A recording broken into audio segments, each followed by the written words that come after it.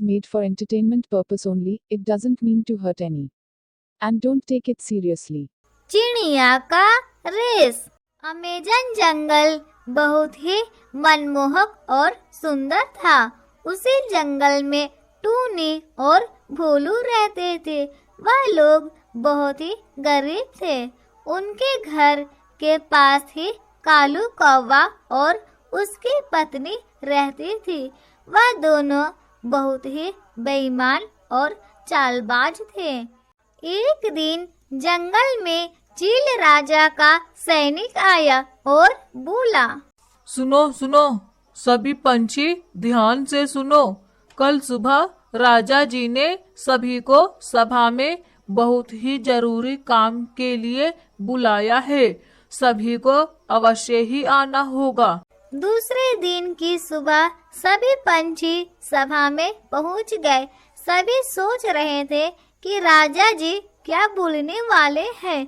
तभी राजा ने कहा, मैंने अपनी जंगल में रेस की प्रतियोगिता रखी है।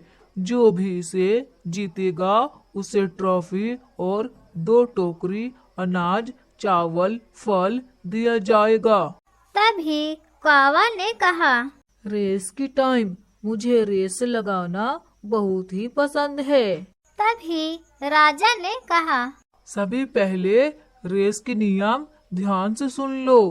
नियम 1, इस रेस में केवल नर पंछी ही भाग ले सकते हैं। और नियम 2, नर पंछी को अपने साथ टोकरी में कुछ भी भरकर उड़ना होगा। बस टोकरी भरी हुई चाहिए। और जो भी पहले पहाड़ी को छूकर आएगा वह पंछी विजेता होगा।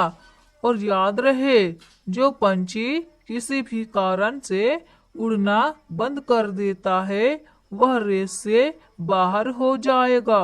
यह सब सुनकर सभी अपने अपने घर चले गए और टूनी ने भोलू से कहा, सुनिए जी, अगर हम यह रेस जीत गए तो हमें अनाज और फल मिलेगा, जिससे हमें 1 साल तक खाने की चिंता नहीं करनी पड़ेगी। भोलू ने कहा, हाँ टूनी, तुम सही कह रही हो, लेकिन हम टोकरी में क्या भरेंगे? हमारे घर में तो कुछ भी नहीं है। आप चिंता न करें, हम अपनी टोकरी में नमक भरेंगे, क्योंकि बारिश का मौसम चल रहा है। उड़ते उड़ते अगर बारिश हुई तो हमारा नमक पिघलकर हल्का हो जाएगा और हम प्रतियोगिता जीत लेंगे। वहीं दूसरी ओर कालू कौवा और उसकी पत्नी रूप सुंदरी भी इस रेस को जीतने के लिए बेईमानी करने की सोच रहे थे। कालू कौवा की पत्नी ने कहा, सुनिए जी, हमें टोकरी में कुछ भरकर उड़ना है, लेकिन क्या भरकर उड़ना है यह तो नहीं कहा गया है।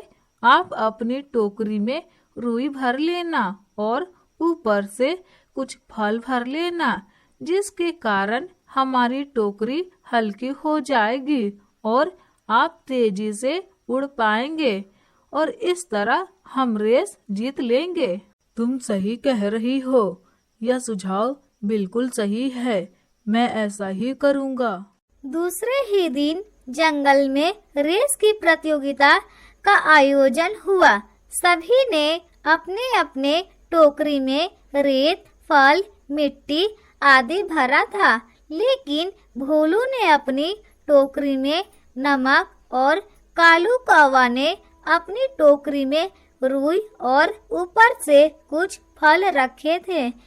जब गोली चली तो रेस प्रारंभ हुई तो सभी पंछी अपनी पूरी ताकत लगाकर उड़ने लगे, लेकिन कालू कौवा सबसे आगे निकल गया क्योंकि उसकी टोकरी काफी हल्की थी। जब सभी पहाड़ी से काफी दूर थे तभी कालू कौवा पहाड़ी छूकर वापस आने लगा और उन्होंने हार मानकर उड़ना बंद कर दिया।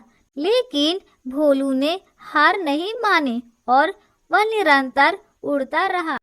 कुछ समय पश्चात जंगल में भारी बारिश होने लगी, लेकिन भोलू की टोकरी में नमक होने के कारण वह बारिश की पानी से पिघलने लगी और भोलू की टोकरी काफी हल्की हो गई, जिससे वह बहुत ही तेजी से उड़ने लगा और वह कालू कौवा से भी तेज निकल गया और अंत में भोलू रेस जीत गया। भोलू को पहला प्राइज दिया गया और साथ ही अनाज और फल दिए गए। यह देखकर कालू कौवे को अपनी बेईमानी पर बहुत ही पछतावा हुआ।